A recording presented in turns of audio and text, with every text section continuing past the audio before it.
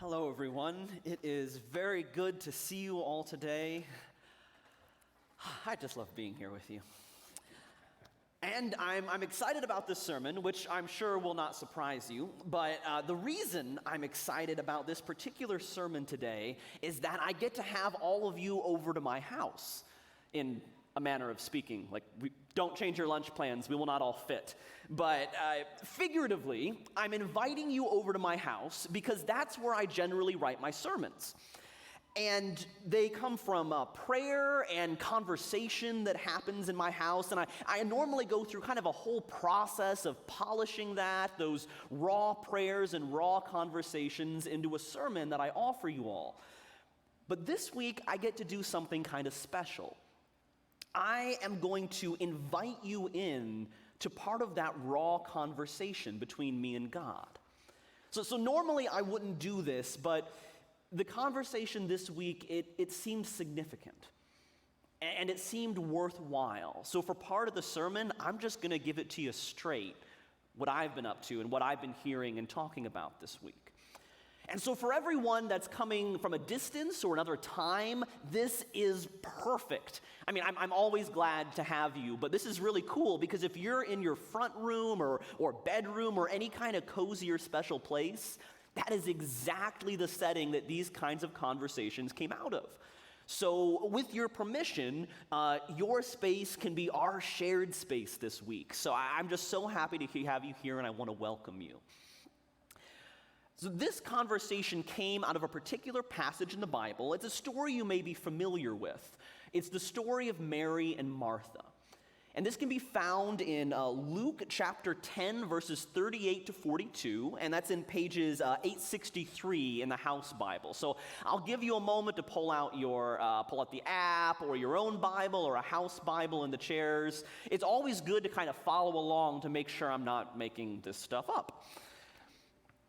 All right, so that's Luke chapter 10, verses 38 to 40. As Jesus and the disciples continued on their way to Jerusalem, they came to a certain village where a woman named Martha welcomed him into her home. Her sister Mary sat at the Lord's feet, listening to what he taught, but Martha was distracted by the big dinner she was preparing.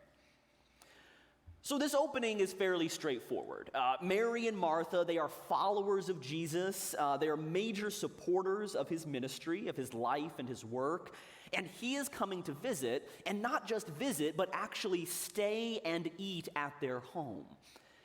It's kind of hard to express what a big deal that is in their culture. I mean, this is such a significant event for them. I mean, this is like having your favorite celebrity come over, or I don't know, your favorite author or speaker or sports star or whoever. The most important person you can think of is actually eating at your house. So there was a natural desire to serve Jesus, to honor him, to make him the best meal and the best experience. But on top of this natural desire, there was also a cultural expectation of what Martha would do and where Martha would be. Actually, not just Martha, all women, when the men come over, were supposed to be in the kitchen. Women go to the kitchen and cook, men sit in the front and talk. That was the cultural expectation at the time. And so Martha has these two things putting a lot of pressure on her. On one hand, she really wants to impress and honor and serve Jesus. And on the other hand, there's also all of this cultural expectation that she would be cooking and making a great experience. And then on top of both of those things, Mary isn't helping. Martha's all on her own. So all of this is coming together and really stressing Martha out. And so she goes to Jesus. And in verse 40, she says, she came to Jesus and said, "Lord, doesn't it seem unfair to you that my sister just sits here while I do all the work? Tell her to come help me." Martha felt like she was wronged. I mean, this seems a fairly reasonable request. It doesn't seem very fair. And personally, I can kind of imagine Martha thinking or even saying to Mary, like, "Look, We all wish we could just sit at the feet of Jesus. In a perfect world, that's what we'd be doing, but it's not that simple. Stuff has to get done. They're hungry. Do your responsibilities first. And that's why Jesus' response is so fascinating in verse 41. But the Lord said to her, "My dear Martha, you are worried and upset over all these details. But there is only one thing worth being concerned about. Mary has discovered it, and it will not be taken from her." Now, I always kind of read this as, Martha, you're so stressed out, you don't need to be worried, just trust me like Mary. And then we all talk about trusting Jesus and not worrying about the world, and we go home. But as I was reading over this, as I was kind of thinking about it and praying about it, I was also looking at the Greek and some other translations, and I was really struck by two things. And I actually started to get a little upset. So the first one is when it says Martha was distracted by the big dinner she was preparing. The Greek is more literally, she was distracted by much service, or she was drawn away by much service. And this word service is diakonia. It's the same word for ministry. This is also the word we get the word deacon from. A deacon is a word for someone who serves the church. Martha was distracted by her service for Jesus. She was drawn away by her ministry. And when she goes to complain about Mary and talk about how she's all alone working for Jesus, well, what does Jesus say? Well, a slightly more literal translation would sound something like this. Martha, Martha, you are anxious and troubled about many things, but only one is necessary. That last part, the only one is necessary, that stuck with me. Because I tend to identify a bit with Martha. I want to serve Jesus. I want to honor him. I work to serve him. I try to obey him. And I think about and I strive and I'm concerned about these things. And he says only one is necessary? I was feeling a bit indignant on Martha's behalf, thinking if I was Martha, I'd be like, I'm making you dinner. I'm serving you. What do you mean that's not necessary? So this is the part where I'm going to invite you into my house and my process. So when I'm working on a sermon, I'll read the passage a few times and I'll look at translations and I'll get all excited about something and I'll run into my front room and I'll start talking to God and then I'll go, ooh, that's a really good point. And I'll run back and I'll write it down and then I'll run back out and I'll listen and I'll talk and I'll write it down. And this kind of back and forth is where a lot of these sermons come out of. And these conversations, they can be joyful or confusing or mournful or hopeful. I think this may be the first time I got a little mad. Because as I'm reading this, I start feeling upset. Like, what do you mean Martha's concern about her service isn't necessary? She is going out of her way to make dinner for you and your disciples. Doesn't that matter to you? And while we're at it, Jesus, it feels like there are a lot of things that are necessary to be concerned about right now. And I'd like not to worry about them.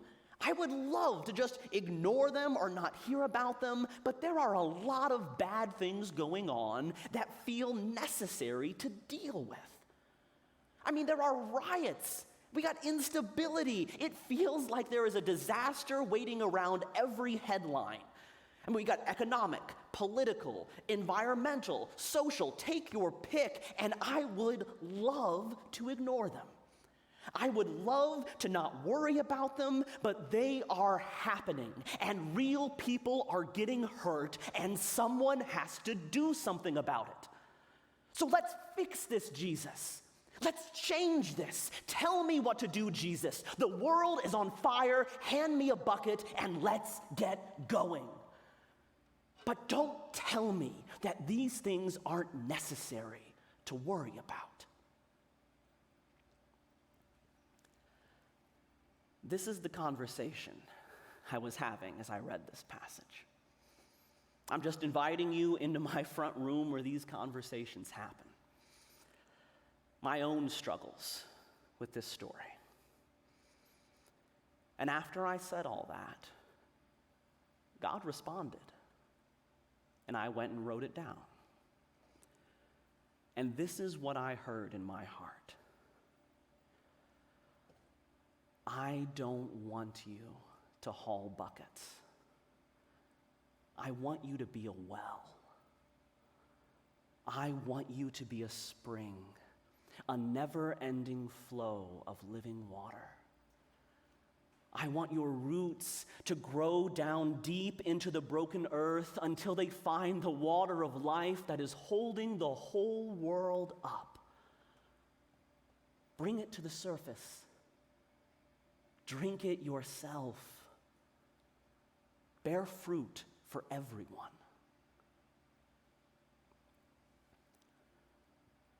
That's what I heard. And I can tell you, I want to fix this world. I want to fix it so very much.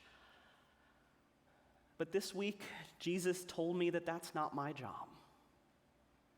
There is only one thing I need to do, only one thing that is necessary.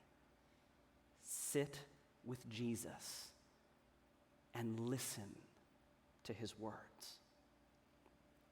That's what Mary was doing. And that's the only thing that's truly needed. But it feels like it can't be that simple, right? I mean, what about joining protests? What about volunteering at the food pantry? What about serving the poor and marginalized, donating money, teaching our children the love of God? What about loving one another as Jesus loves us? Sit and listen? What about all these things, all these important acts of service? Well, listening does mean actually doing what he says. And Jesus does actually talk. The Holy Spirit is actually present. God actually communicates to us. And God may tell me to go protest or volunteer or serve or donate or teach, and then I'll do it. But I will do it because I'm listening, and I will keep listening as I do it. We have an example of this in Mark 6:37. You don't need to turn there. I'm just going to summarize it real quick. There was a crowd that was hungry. The disciples saw the crowd was hungry, and they asked Jesus about it. And Jesus said, "You feed them." And in that moment, I believe that this was the moment that God told them to do something, and they had the power to do it. In that moment, anything becomes possible. Anything is possible because they weren't out in the crowd fighting to fix the problem. They're not standing in the world with their backs to Jesus. They were standing next to Jesus, looking him in the face and listening to his words. And when he said, "Feed them," that is the moment they were actually capable of doing so. Now, if you read the story, they didn't feed them. They sat there asking questions about budget and logistics, and so Jesus just performed a miracle. But I personally think that if they had asked Jesus how, he would have told them. And if they had tried it, it would have worked. God is actually present, and we can actually sit at his feet and listen to him, just like Mary. This doesn't mean ignoring the world. It doesn't mean running away from responsibility. It means listening to the only person who really knows what's going on, and the only being who knows what you personally can actually do about it. That's the one to listen to. It means going to the source of all real power. It means sitting at the start of every good change. It means listening to the one who loves you more than you can imagine and will not withhold any good thing from you, even his own life. You can do this. And I don't mean you all generally. I mean you personally. You can do this. And I know that is true because your power to do this does not come from you. It comes from Jesus. He has gifted you the personal ability to do this. If you have invited Jesus into your life, he's in your life. He has come into your home. He is sitting in your front room. He is speaking everything that is good and true. So let's get out of the kitchen and sit with him. Why would you spend a minute anywhere else? The greatest joy a human can possibly experience is to love and be loved by God. And the God who loves you is available every moment of every day in every circumstance. Why would we be anywhere else? The source of all love and glory that we come here to sing about is following you into every moment. And you don't have to be a monk sitting in a monastery. You can be Mary sitting with love. She found the treasure and she will not lose it. That treasure has been given to you and it will not be taken away. Sometimes we make Christianity so complicated. We add all of these ideas and doctrines and rules and concepts, and they're important, but you know what? God's love for you isn't complicated. It's not. And it really just comes down to this. Jesus rules the universe. And Jesus offers you an unending life with the God who loves you. Will you give up every other life you could live in exchange for that one? Starting right now. That's the offer. That's Christianity. Will you give up everything else you could do, everything else you could be, every other life you could live in exchange for being in the unending presence of God? And I'm not talking about after you die. I mean right now. This is not talking about becoming a Christian. This message is to Christians. Mary and Martha were already followers of Jesus. He was already in their home, but only one of them was sitting and listening. Only one of them had set aside cultural expectations and all personal desires to pursue a greater desire, the desire to be with Jesus. You may already be a Christian. Jesus is already in your heart. But you have become distracted. You've become drawn away and troubled by so many things. Some may be good things, desires to do good. They may be big things or small things, scary or hopeful, but I am here to tell you it is time to leave them. It is time to give them up and sit and listen. It is time to practice the presence of God. To be like Mary and practice the presence of God. Okay, so how do we do that?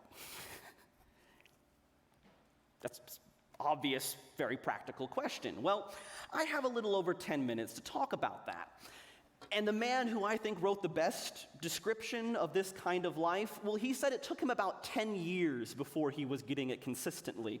I have 10 minutes to talk about this. So this is a start. This is an opening.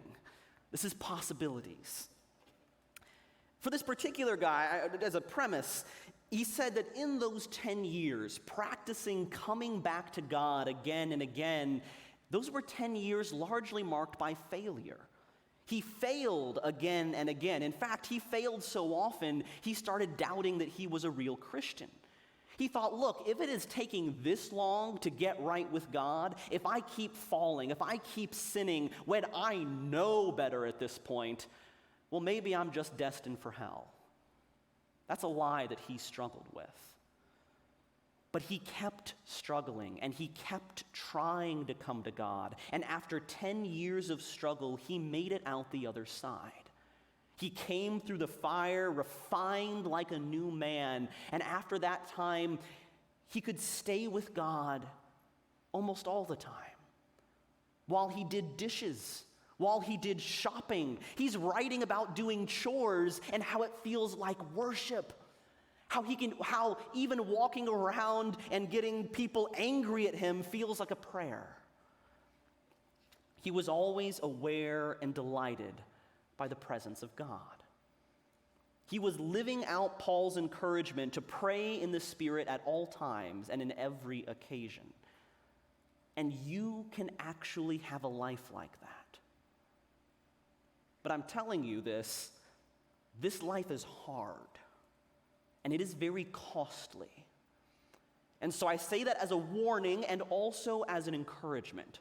I mean, Jesus was super clear. Following him is costly. There is no way around this. Giving up every other life in exchange for the one he offers is a great deal and also hard. It is simple, but it's not easy.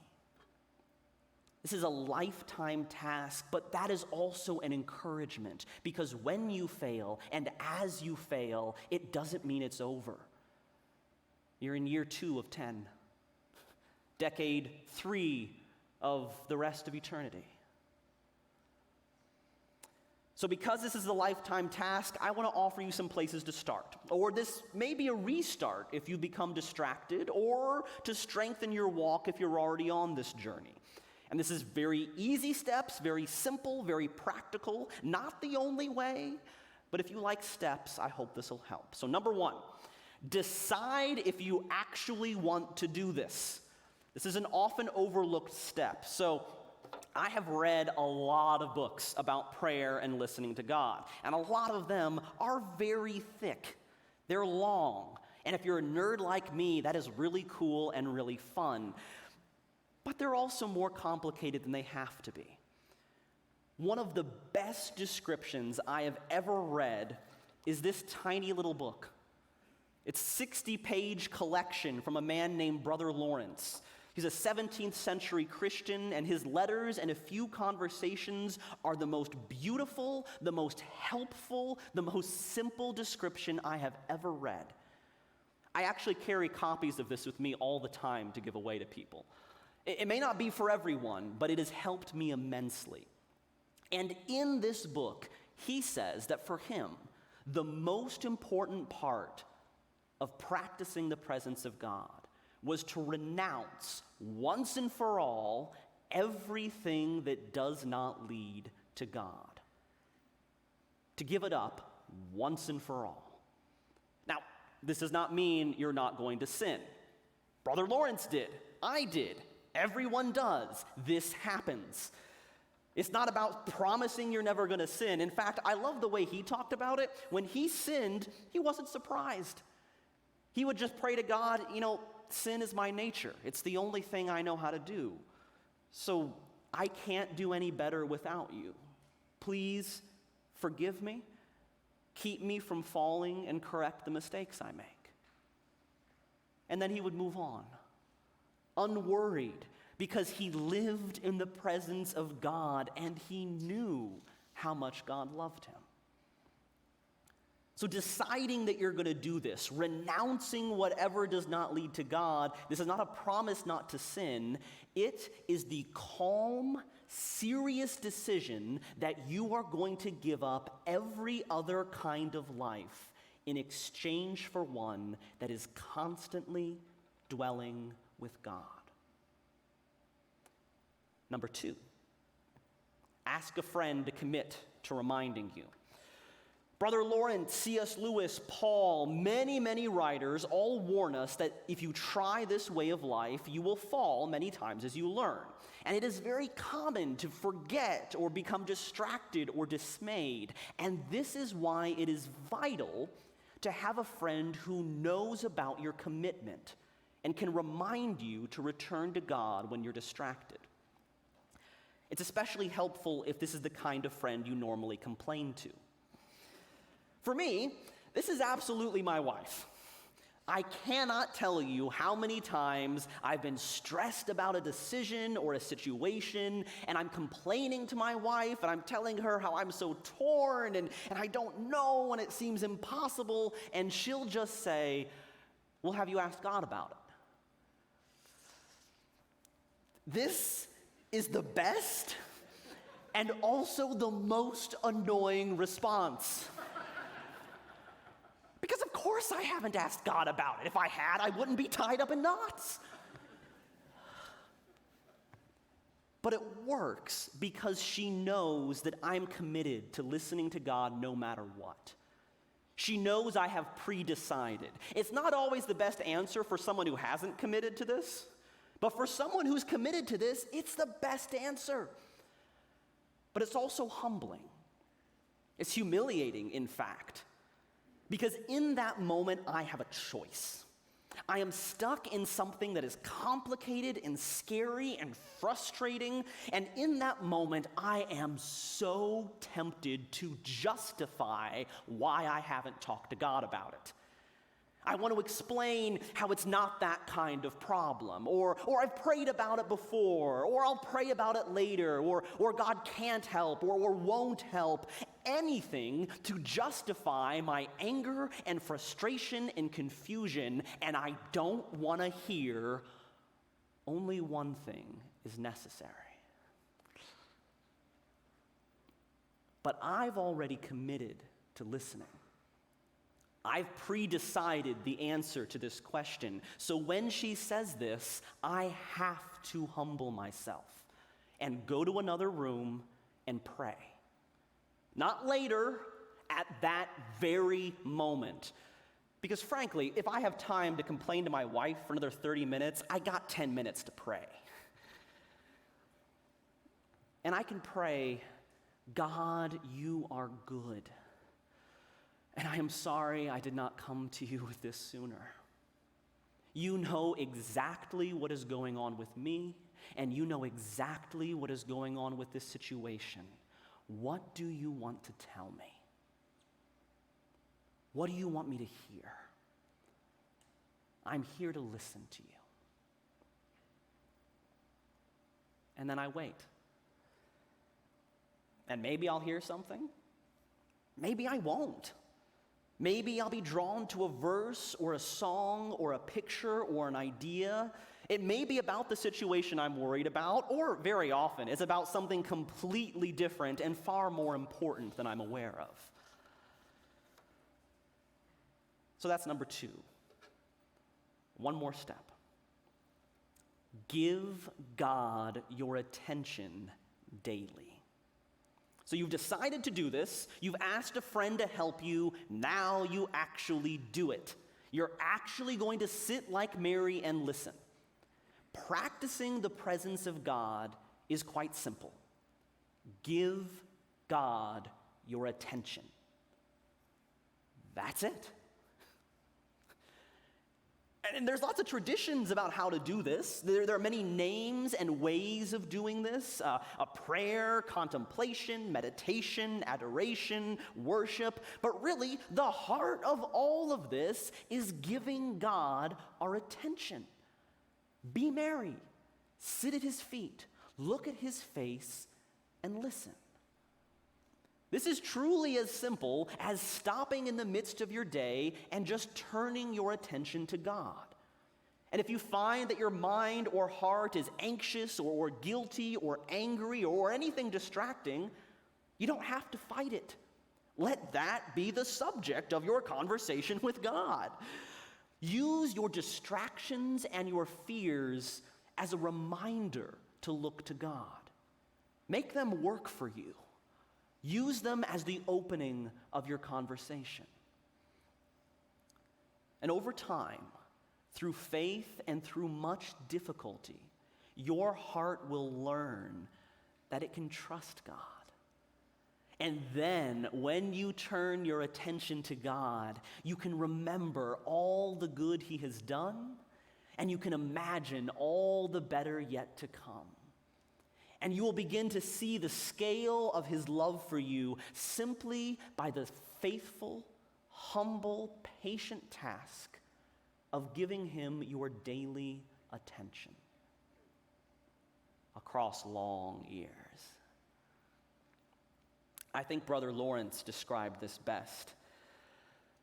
God does not ask much of you, but remembering Him, praising Him, asking for His grace, offering Him your troubles, or thanking Him for what He has given you will console you all the time.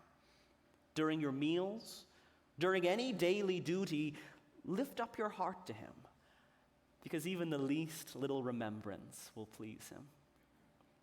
You don't have to pray out loud. He's nearer than you can imagine. It isn't necessary that we stay in church in order to remain in God's presence. We can make our hearts personal chapels where we can enter any time to talk to God privately. These conversations can be so loving and so gentle, and anyone can have them. These 3 steps are just some ways, some possible ways to practice the presence of God. Sitting with Jesus and listening, it is simple, but it's not easy.